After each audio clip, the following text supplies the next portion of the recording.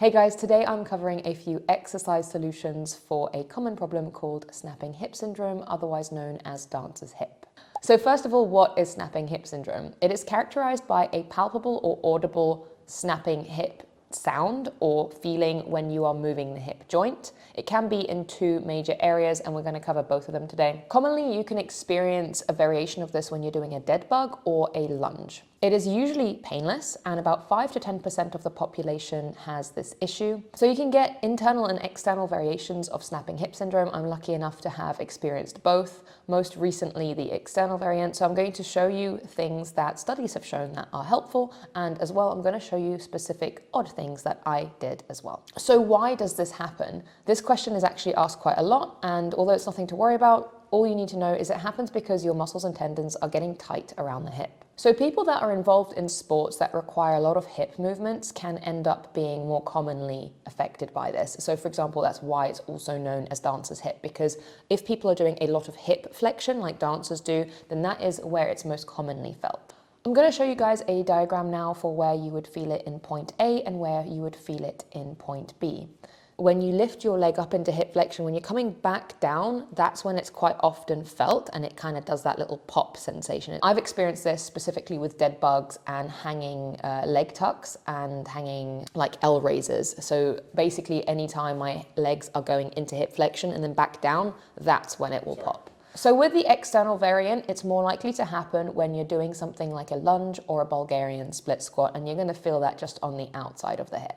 All right, so first we're going to warm up using a variation of hip cars. If you've never done hip cars before, I'm going to run you through them quickly now, but just pay attention to how it feels rather than how it looks, because it can be tempting to make it look sort of perfect and large range of motion rather than just feeling good, and it can actually aggravate the whole snapping hip. So for quadruped, I feel like these are the easiest ones to do when your hip is aggravated. You're going to start with your hands underneath your shoulders and your knees underneath your hips. From here, we're going to imagine there's a ball behind our knee and we're going to pull our heel back towards our glute to create some tension. We're also going to have our hips in line and we're going to try not to let them shift around as we move. From here, we're going to try to draw a nice circle, thinking about what's going on in our hip joint.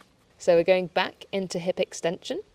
Now that I can't go anymore, if I went anymore, my back would bend. So I'm going to stop here and then I'm going to rotate out like I'm trying to get my knee over a fire hydrant.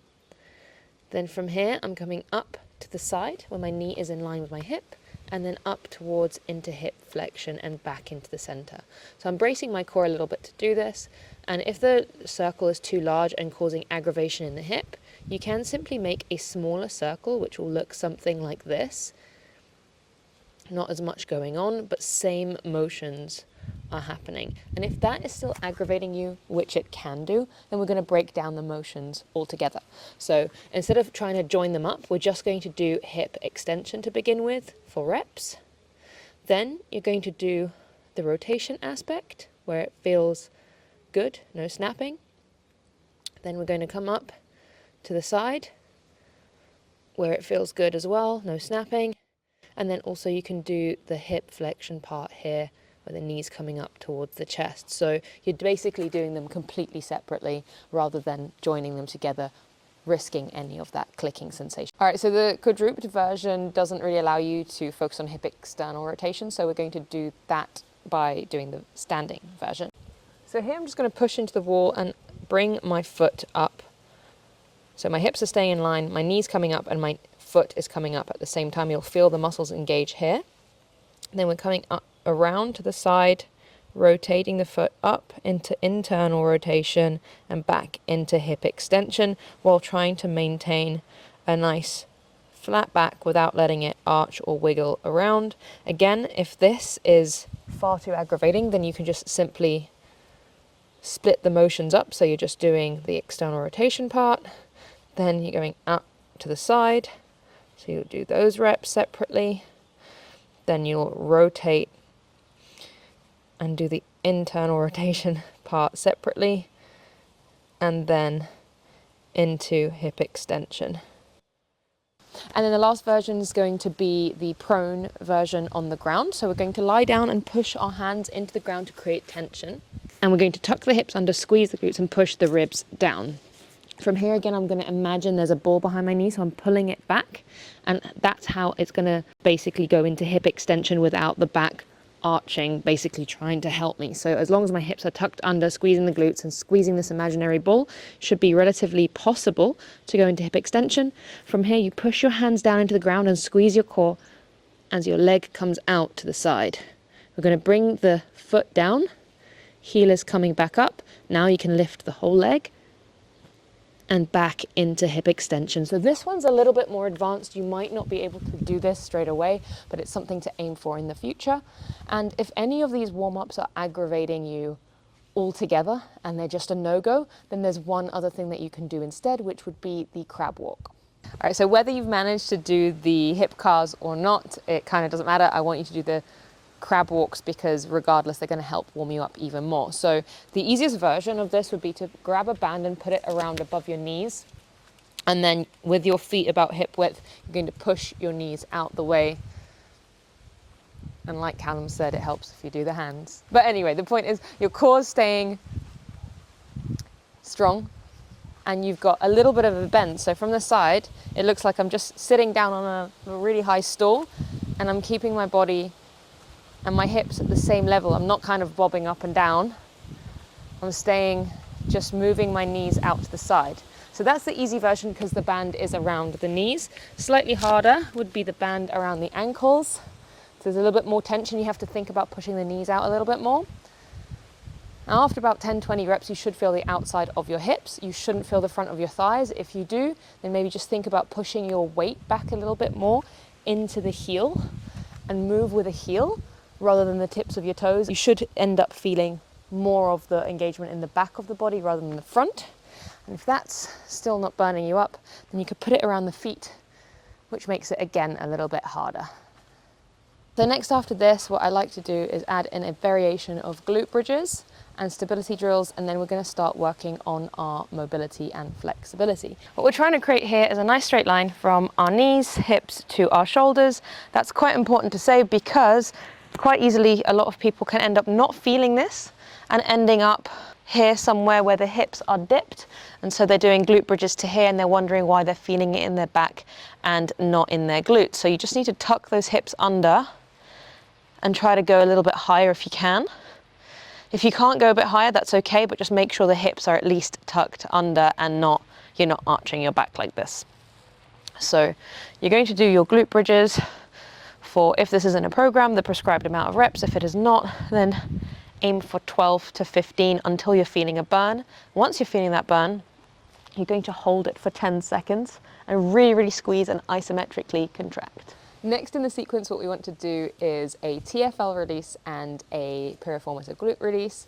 So you're going to find that pressure point around those areas and release for about 1 to 2 minutes until it feels like it's basically not sore anymore. Can I borrow it? Okay, so as long as your pet allows you to use the ball, you're going to place it on your glute pressure point and you're going to lean back and push the knee out and back in.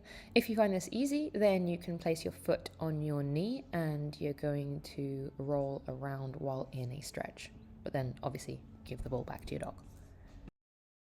The next thing after this is going to be the couch stretch, and I'm going to show you the easiest version, which is simply half kneeling, tucking the hip under and squeezing the glute. Here you should feel this area somewhere on the leg. If you don't feel that much, you can also bring the arm down and the arm over and reach, and that should really make you feel a lot more in this area. If your knee hurts and you can't actually kneel down at all, there's a version of this that you could do that's just in a split stance, and you can do the same thing. So here what I'd recommend is holding it for at least 1 to 2 minutes if you can per side. Split it up if you have to, if it's fatiguing you too much. And if you can, I would recommend the full couch stretch where the back leg is tucked under. You can do this on a wall like I'm doing, or on a bench. And here again, you're tucking the hips under, squeezing the glutes, and then you are reaching overhead. I'm going to add a tutorial for this specific movement down in the description, as there's quite a lot to it. So if you want to really master it, I definitely recommend watching that video. So now you've done all your warm-ups and releases, then we are ready to retrain your hips. Key here is to stay very, very slow and intentional and try to only move as far as you can control. Obviously, when you first do it, it's going to snap again because you're not going to know where that point is. But once you do know where that is, take it back a touch, and then you're going to try again, but just go even slower and even more intentional. Really, really squeeze your core and keep the hips tucked under so that you can create a stability in that range. So there's obviously ways that you can do that in the starting position. So you can tuck your hips under to make sure that they're not already starting in an arched position. So you can use something like a wedge or a yoga block underneath it to sort of tuck the hips under, or even your hands. And from here, you're going to tuck the hips to the point where you're thinking of belly button to the spine and you're really bracing. And from here, you're going to squeeze your core and your glute at the same time. And you can go higher up to make it easier. And then you can go lower down to make it harder. The point is, you're going to stop here for 5 seconds while you're pulling your knee up and you're pushing your ribs down. And that's really important, because if I'm not thinking about that, then it can snap. So really thinking ribs down, hips up, core in, and pausing. And you might even start shaking after a while because this is quite an unusual position. Some people complain that their neck hurts, so you can always put a yoga block under there so that you're not ending up like this or like this. So another version you can try is the yoga block hollow drill, which is the same exact concept, but instead we're pushing a yoga block between our knee and our elbow to create that tension. Here I would recommend starting with anything from 4 to 6 reps all the way up to 12 reps per side, times 2 to 3 sets with a 1-minute break between sides. That concept basically goes for pretty much every exercise. So if I'm, say, hanging and I'm doing the same thing with my legs and they want to also snap, what you're doing is you're slowing down, you're making it more intentional, and you're reducing the range of motion. And by doing that over weeks and weeks, hopefully that range will start to increase as you're consistent, and you will always be doing the warm-ups and the releases before you do the exercise. So remember, all of this is gradual and takes time, and it's going to take weeks and months, not necessarily days or even just one session. So if you have progress in one session, that's great. Let me know if you did. That will be amazing. Otherwise, just keep at it slowly and just remember not to push into any kind of discomfort. Thanks for watching. I hope this helps, and please share it with a friend if they are also dealing with this issue. If you want to check out the video on the external variant of snapping hip syndrome, then check out the video on part 2 here right now.